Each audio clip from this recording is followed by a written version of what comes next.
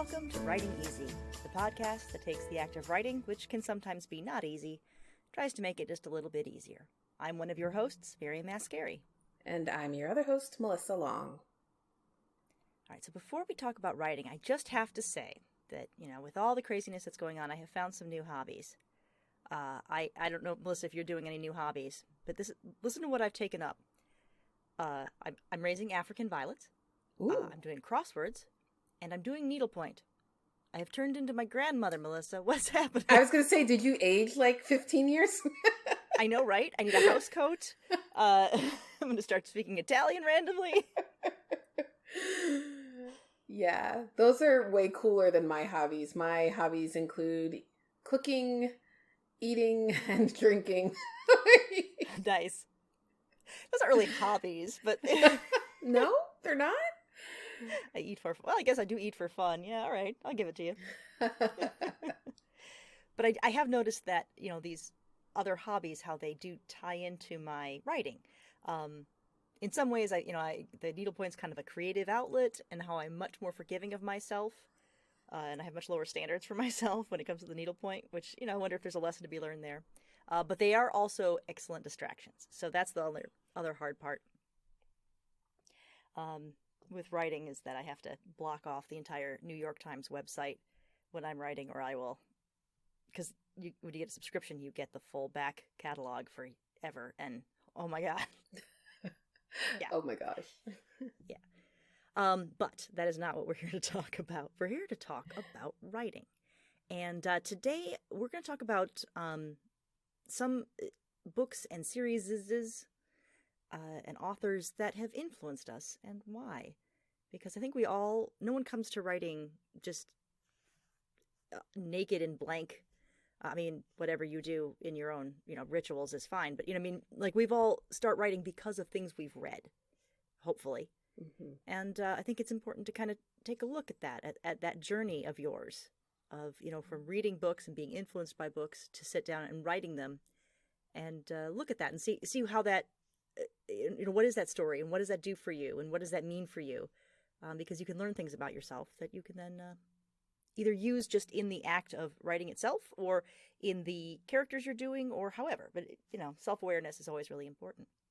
Yeah, and I think it's a helpful exercise because it also inspires me to think about the kind of impact that I could have on somebody else reading my work. Yeah.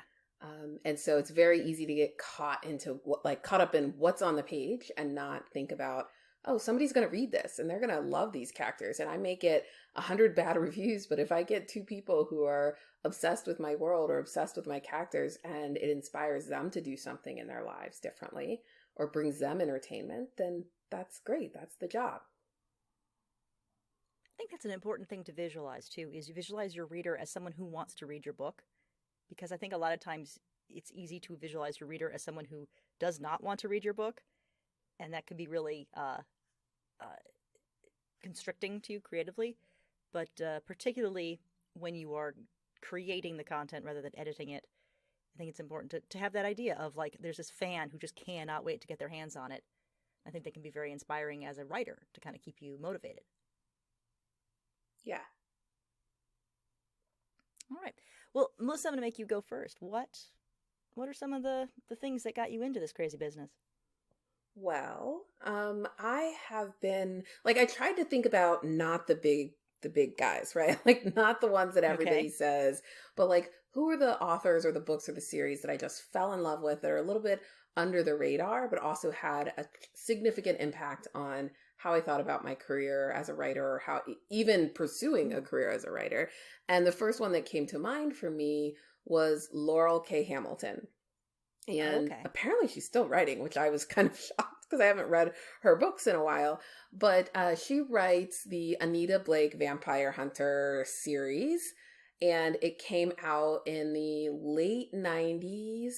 I stumbled upon her books when I was in college, and she was already probably at least 8 books into a series. And I found her book at the library. So yay, libraries. I found a book at the library. And I was like, what is this? This looks interesting. I used to read books about vampires in modern day culture. This was way before Twilight, right? And started reading it, fell in love with her portrayal of the character. She was very much a pioneer in the urban fantasy with like strong female, like the kick-ass heroes. Like that was, she was one of those founders in that there would be no Buffy subgenre. without her. Right. So like I just became obsessed with her books. But like the thing was, I read all her back books and then started following her. But at that time they had the live journals and the blogs, and it was the first time I got to get close to an author that I admired. And that changed everything, because she was like, I sold insurance and then I quit my job and started writing, and now I'm a New York Times bestselling author, and here's how I did it. And that access and transparency made me think, wait a minute, this is actually possible. And there's other people who live in the Midwest who are, you know, had this other career path that went back and decided to follow their passions. This is something a real person does. Yeah. Their authors are actual real human beings that don't, that aren't like magic creatures that come from New York. They're actual people. Yeah, writers today are so lucky, like, to have the internet and this like access to writers and craft and information and research, like all at the tips of your fingers. Like there has never been a moment in our history where we've had that kind of access to artists and creatives. Mm-hmm. Yeah, and I was thinking about this because one of the series that influenced me a lot was actually the Xanth series by Piers Anthony. Mm-hmm. But fortunately, they don't age real well. I went back and read some. I was like, oh my! But at the time, they were really cute and funny. They're these light fantasies, but one thing that he always would do is at the back of the book, he'd write a little, like basically a blog entry. You know, he'd talk about the process of writing and in his life and things like that. And that did kind of had the same effect of humanizing this author. You know, that these aren't magic things that come from on high. There's actually, you know, a human being who has to make lunch who writes these. And I was like, okay, writers are people. Got it. Yeah, so powerful. It's kind of like moms, you know, like like okay, bear with moms? Me. Wait, what? Bear with me here. So when people become mother, you know, become a parent, you kind of feel like, oh, there's no way I could do this, you know, because your idea of a parent often is your own parent who was always a parent, right? You, by definition, did not know them until they were, you know, before they were a parent, right? So that the parentness was just always inherent in their being. Yeah. So when you think of yourself pre-parent, you're like, well, I am not that, right? Parents are always parent. Like if you're a mom, you have always been mom. Like my mom has always been mom to me. I mean, this is not obviously logical. You intellectually understand, but there's kind of a subconscious bias there. And I think with authors, you might get the same thing of like, author has always been author. They have always done this because I've only ever known them as a published author. But, you know, it's important to remember, no, they started just like we did, you know, writing stupid stuff in their notebooks, in their cute 3rd grade cursive, and moving on from there. So I really liked your choice of series there. Not only is that an awesome series, which I think I need to read, but also I like the way you put that, you know, the access helps you humanize them. Yeah, it's really, I think the key is like finding a book, finding a story or characters that speak to you. And then like you have that access to the author and you're like, how did they create this? And you want to learn and know more. At least that was my sort of approach. It's like I found these books that I couldn't put down, that I was like, oh, I wish I could write these stories, or the characters became like friends in my life. And then it's like, I want to know everything I can about the person who created them. Yeah, and look for similarities and mold yourself into an exact replica of them. You know, wear their clothes, start to assume their identity in public places, stalk them. Yeah, she probably has all of those. She does have all of those fans, so I would not suggest doing that. Yeah, no, that's not going to work. That's not work. That doesn't. Yeah, that's a real short-term gain, long-term loss. Yeah, no. No, you have to still be yourself, but you know, you can always, it's always an amalgamation. Everything you're exposed to comes in, so. Yeah. I think another series that I love is a YA series. There's a ton of YA authors that I really like. And one of them is Sarah J. Maas. And Oh, yeah. there was something about her. She's got 2 or 3 different series, but the one that I like in particular is like a court of thorns and roses. I always get the names mixed up. Yeah. But that series, it's like 4 books, maybe 5, is so empowering because it was the first time I read a young female protagonist in a fantasy story that is very heavily sort of romance driven, but also is action driven. And the nice. female protagonist is really truly the hero, right? Like that it's not like there's like she's the wingman for like the love interest and like he's driving the action or saving the day. Like she really is learning to come into her power and becoming even more powerful than even the male characters in her life. And I have quotes from this book all over my apartment because I love it so much. And there are just all these moments that translate so brilliantly into real world. Even though this is a fantasy series. So I love that when that happens and you can have something that's fiction or have something that's supernatural or fantasy, and the context still resonates on an emotional level. Yeah. It's really nice because it's not just, I mean, it's an entertainment and there's nothing wrong with a thing being just for fun. But when you can be inspired and it changes your outlook on life and what you do, I think that's, that's just an extra level and makes the whole process a lot more rewarding and it helps you understand that what we're doing matters and makes a difference. What about you? Any other like books that you're like obsessed with or series that you're obsessed with that you feel like are influencing your writing in some way? The one thing that I put down that I actually I was at a writing conference once and they said, put on your name tag basically this kind of question: what's a book or a series or something that really influenced you that you think makes you hear? And the idea was you put it on your name tag and then you had something to ask someone, right? Like so that we could, because we're all writers, we don't like to talk to people. You could say, oh, I see this book. What is that? Tell me about it. And then you always had something to talk about, which I thought was really brilliant. Yeah. And what I put was the Little House on the Prairie series. Really? I read those books over and over and over and over again. Now, they are fictionalized history. But for me, what I loved about it is how transporting it was.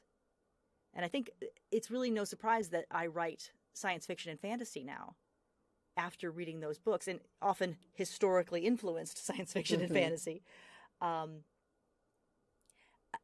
Because I was transported, the detail, the world building, the books didn't really have a lot of, there weren't like conflict. There wasn't like a story, a character arc. It was just here's scenes from my life. And I ate it up. And in fact, that was my first cosplay. I had my mom make me a little, prairie dress and stuff. And I have pictures of me wearing it. But I think that was my first time that in reading something, I went to another world and stayed there. I read voraciously, constantly. I love to read, but boy, those books, they took me someplace else, and that was, that really made an impression. And so now whenever I write, I'm always trying to take someone somewhere else. That's generally my main goal in writing. That's the kind of writer I am, is I want to transport you somewhere else. Having a story is great. Having, cool characters will help, but really what I want to do is to give you another place to be, because that's what I always fantasize about. And I think those books were the first time I ever saw that. And so when I'm writing, I try to go for that too. It reminds me, is this as real as Little House on the Prairie? Like, I think that so much of the world building comes into play there. It's like creating a world that is so vivid and rich that like people feel like they're being transported into this new place. There are so many images from those books that I can, summon up instantly in my head. Just like, oh yeah, no, I remember them making maple syrup candy, right, from in the snow. And I remember them dangling the pig tail over the fire and eating the cracklings from the pig that was just slaughtered. They said, oh, here, guys, have the tail. And they hold it by the tail over the fire and then eat it. All these little details that, were so powerful, and that's what I try to emulate when I write. Whether or not I'm successful, that's a different topic, but. It's interesting, too, that those are books of your childhood, like books that you read in sort of your foundational years. Because when I think about the Anita Blake series, part of the reason why I love those series is because it reminded me of Christopher Pike. And I was obsessed with his books. And he had a bunch of vampire books and witch books and all of this stuff that like my teachers professed was garbage and trash. And I wasn't allowed to read for school. But they were really, it was like L.J. Smith who did Vampire Diaries. Like I was reading that when it was first published and I was obsessed with those books and everybody told me they were garbage and trash.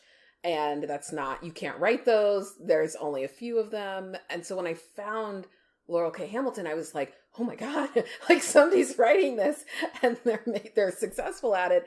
And it's adult fiction. And I didn't know that this could be successful adult fiction. Right. So like there was that connection again to something that I loved as a child, being able to re-experience that in reading as an adult, and that just opened the doors again. It was like, okay, yeah, you can do this thing that everybody told you couldn't do. And now that's what I write. So there you go. Yeah. Well, I think we're getting to time, so we kind of want to wrap this up. So what I would ask listeners to do, first of all, is tell us some of the things that have influenced you, but also just as an exercise, if you're feeling, you don't feel it, you're not feeling the mojo, think about these books. Maybe make a list of them, maybe have them handy, have them on a shelf by your desk to inspire you. And when you're feeling low, pull one out and look at it and start to rediscover what got you into this in the first place. See if you can recapture that magic. And I bet you will find, a little more energy. You might juice up the muse a little bit more with that. I love it. I think that's a great assignment. Yeah, and I think I'm going to go do that right now. I'm going to go find some of those books. And you could find a lot, these old children's books. You can find them everywhere. You go to, used bookshops and go online and get them. And they're it's very inspiring. So. And then pass them on to other young people in your life. Sanitize it first, I guess. I don't know. All right. So we're going to close up. Just remind everyone we're on Twitter. We try. We're on Instagram. We try. But Facebook, all these things, we're there. If you can go to the Apple Podcast land and leave us a rating and a review, that is delightful and wonderful and helps a lot. And otherwise, we will see you next time. So remember that writing is hard. So take it easy. I'm Mary. And I'm Melissa. See you guys next time. Bye-bye. Bye.